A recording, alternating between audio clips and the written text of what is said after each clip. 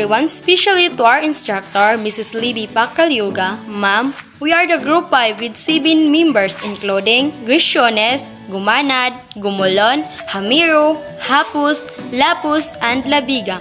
Our topic is all about the cultural practices in Africa and Spain. In African culture, the first verbal communication is direct communication. Though mannerism in communication vary among ethnic groups, most South Africans have a direct style of communication. They generally speak confidently and straight to the point. Their intention and meaning is generally self-evidently. Second verbal is raised voices. Afrikaners and Black South Africans naturally tend to speak at a louder volume than those from English. Speaking with it is also normal of Black South Africans to continue conversation by shouting when situated at a distance from one to another. The third verbal is silence. Silence can be interpreted as a sign that conversation is not engaging or that something is wrong. South Africans can grow uncomfortable with prolonged periods of silence and may naturally speak to fill it. And the last is location and formality. Communication may vary depending on the location, with more traditional approaches being used in rural areas and people adopting more cosmopolitan approaches in urban areas. While the nonverbal communication in Afrikaans is first is physical contact. South Africans are generally comfortable with physical affection and like to express warmth through actions such as hugging and patting each other on the back. A lack of physical contact can be interpreted as aloofness, unfriendliness, or a lack of trust. And second is hands. Some ethnic groups may find it impolite to make gestures with the left hand. Black South Africans generally favor the right hand, with South Africans are generally comfortable with using both left and right hands. Putting your hands in your pockets can be misinterpreted as disrespectful. The third nonverbal is expression and body language. Black South Africans are very animated and communicate heavily through their facial expression when speaking. White South Africans generally make less use of hand gestures in conversation. The fourth is eye contact.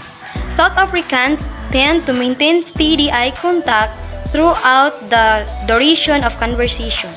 However, older South Africans may convert their eyes to show respectful to authority.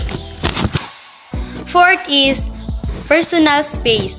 Black South Africans often sit and stand very close to each other. Therefore, some may stand at proximities that a Western may consider to be uncomfortably close. It is likely they have not been made aware of the discomfort. Some people may feel this. The fifth is making a V with index finger and middle finger in the shape of face. Sign is very rude if your palm is facing towards yourself. Youth in South Africa sometimes use the sign known to the West as the shaka or hang lows. Sign thumb and little finger extended and the other finger against the palm, rack side to rack side, to express hello or goodbye. And the last is pointing. It is considered rude to use your index finger to point at someone. Spanish verbal communication culture. First is direct communication. Spaniards generally have a direct communication. They tend to speak very openly and are comfortable showing emotion. This can give some foreigners from more reserved cultures the impression that Spaniards are very confident people, leading them to make decisions under the assumptions when this may not necessarily be the case. You can expect Spaniards offer honest questions to sincere questions. The second verbal is request. The Spaniards' phrasing of request is generally quite direct. For example, in Castilian Spanish, someone would commonly ask for a copy. In Spanish translation is "Me pones an café" or "Give me a copy of please." In Spanish translation, Pun-i a coffee for favor? This differs from many places in the English-speaking West where it's more common to use conditional expression. The third verbal communication is common courtesy. Consider that please and thank you are not said as habitually in Spain. This is not intended to be rude. Rather, some Spanish may find it a bit excessive to express profuse gratitude and politeness through everyday exchange. And the fourth verbal communication is silence. Consider that Spaniards can struggle to stay quiet for long duration of time because they are not comfortably with silence in social situations. If conversation does fall quiet, it may be perceived to reflect badly on the relationship of a person. And the fifth verbal is informality. There are different forms of expression in Spanish that communicate varying levels of courtesy and formality. The polite form of speech involves addressing people in the formal form of you know what is stated. This ones wants to mark a social media, distance between superiors and inferiors, even with the family. However, today is not commonly used in day-to-day conversation. And the next verbal communication of Spanish is swearing. Swearing is common and generally acceptable among friends. And the next verbal communication of Spanish culture is humor. Spaniards love to joke throughout conversation. People often have many funny stories that leave a room. However, be aware that it is not common to each other. Critical ways it is not angle humor to personality at the expense of those in the room. The non-verbal communication of Spanish. Personal space. Spaniards generally keep about half a meter of personal space from one another. Men are generally less protective of their personal space than those the English-speaking West. Nevertheless, women are generally most comfortably with closer proximities. And the next is physical contact. The Spanish tend to be quite tactile and expressive with physical touch. Open displays of affection between couples are common and acceptable. Third nonverbal communication is eye contact. Direct eye contact is expected during conversation in Spain. The next is nonverbal communication is body language. Spaniards may gesticulate more in general conversation. They tend to be quite demonstrative with their expression using their hands to emphasize their point. And the next is beckoning. The most common way to beckon another person is to hold and hand up with the palms facing upwards and waving one's finger towards oneself. Avoid using a single index finger alone as this can suggested those. Nonverbal of Spanish culture is pointing. I avoid directly pointing at people with the index finger. This is considered a rude. The last is gestures. People may give one another a nonverbal clue to alert those around them. If they see someone that they suspect is a thief, this involves extending a hand out and lightly touching its finger to the palm. These are the things to do to be good at communication skills in communicating people from diverse cultures. Slow down when you speak. Allow those who don't have the same native language as you time to interpret what you are saying. Speak clearly and concisely. Make eye contact and enunciate plainly. Avoid using ambiguous or dual meaning words. One of the problems non-native English-speaking cultures have with the English language is misunderstanding the many meanings one word can have. Keep it simple. Think in terms of your audience and speak to their understanding. Don't make long speeches that lose your group. Allow listeners the time to soak in what you have said. Pay attention to your audience and be an active speaker and listener. You can ascertain a group's of your communication by the response to your words. Maintain respect and courtesy for people who come from different cultures. When you respect people you communicate with, this helps reduce the stress they feel when trying to understand what you are saying. Doing basic research on specific ways to interact with the cultures you will be coming into contact with is a great way to show your multicultural group that we respect them. Smile and be open. Your body language communicates your acceptance or non-acceptance and respect, as it helps puts listener at ease. Your body language conveys unspoken communication. Avoid large gestures with your hands as this can be intimidating to people who might misunderstand your meaning. Keeping your arms crossed often makes people think you are not open to what they have to say. Avoid slang. Slang words are unique to individual cultures and not always interpreted correctly. To ensure effective cross-cultural communication, don't use slang words others might not know. Shun humor. What is funny in one culture might not be in another. Humor might be misunderstood and interpreted in a bad light. While humor is a good icebreaker, it can backfire when the cross-cultural group misses humor's meaning. When in doubt, avoid using humor when communicating with people from many cultures. Adapt a formal communication approach until you develop a rapport with your group. A casual and formal approach can be upsetting to people from different cultures, especially when you have just met them. Use a respectful and formal mood of speech until you have developed relationship with your cross-cultural group. Stay away from using negative questions or answers. Double negatives are confusing enough to those with English as their native language. In a cross-cultural situation, double negatives are easily misunderstood.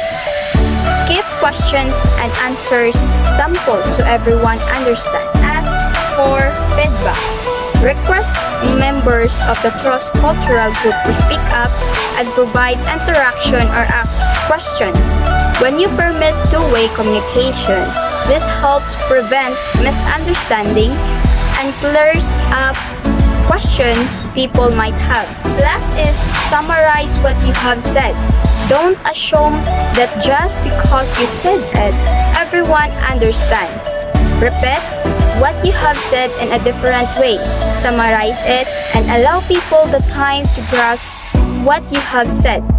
By summarizing what you have said, you can verify that everyone is on the same page.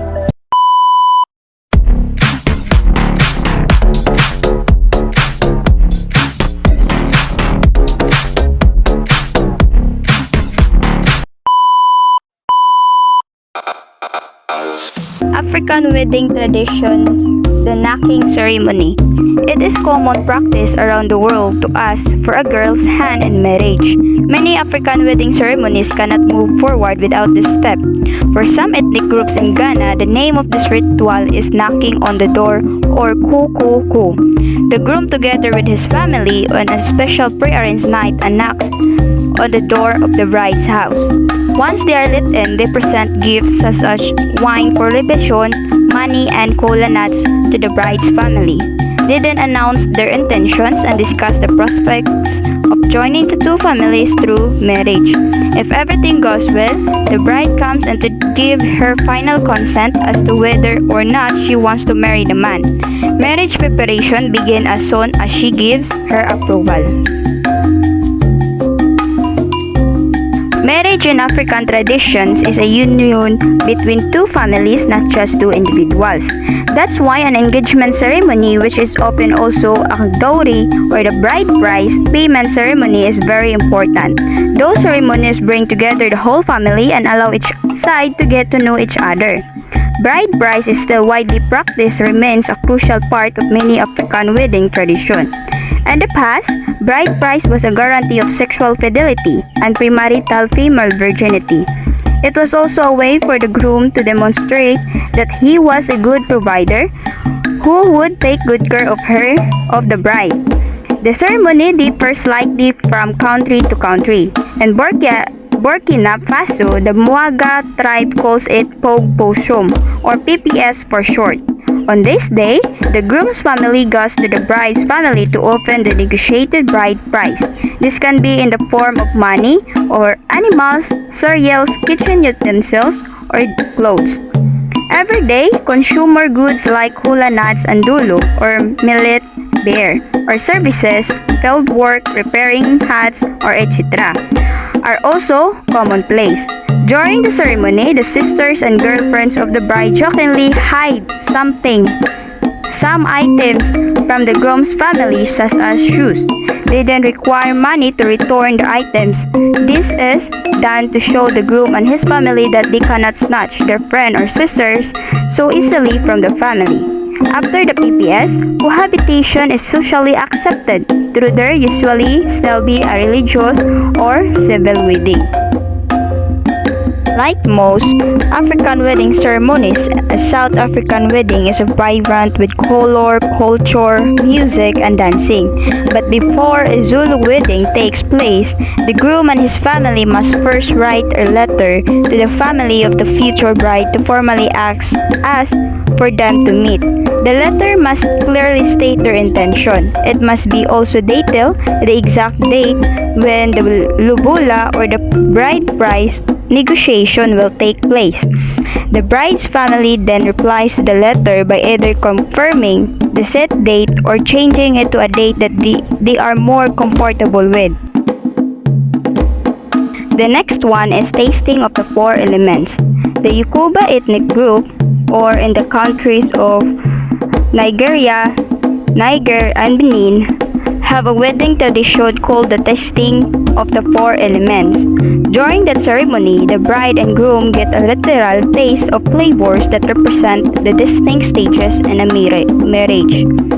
A lemon slice is for sour to represent the disappointments the couple will face. A sip of vinegar is for the bitterness they must overcome in fights and trying times.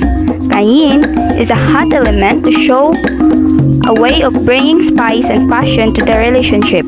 Finally, a sweet spoonful of honey to show the joy in marriage. By tasting each of these flavors, the couple symbolically demonstrate that they will be able to overcome everything together.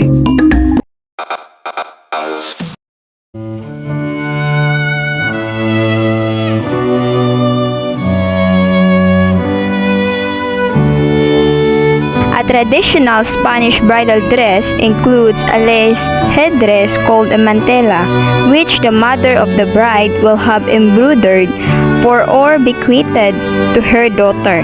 The mantilla is a lace veil that is usually worn over a high comb, itself named pinita. Groom's mother accompanies him down the aisles and bride's father escorts his daughter to the church. Spanish weddings do not include bridesmaid or groomsmen, therefore, the couple stand at the altar. The so-called wedding godparents that play a very big role. Spanish bride 10 orange blossom at its whiteness symbolizes purity and matches her bridal dress. The newlyweds often greeted with firecrackers. The head table is traditionally set for 6. The bride, the groom, and their parents. The delicacies are always on the reception menu. One of these is paella, a delicious seafood and rice stew. The sponge cake is rich with fruit and almonds. The groom would give 13 coins known as aras or unity coins in a special purse or box. The wedding dance was called Ciquidelas Machigas.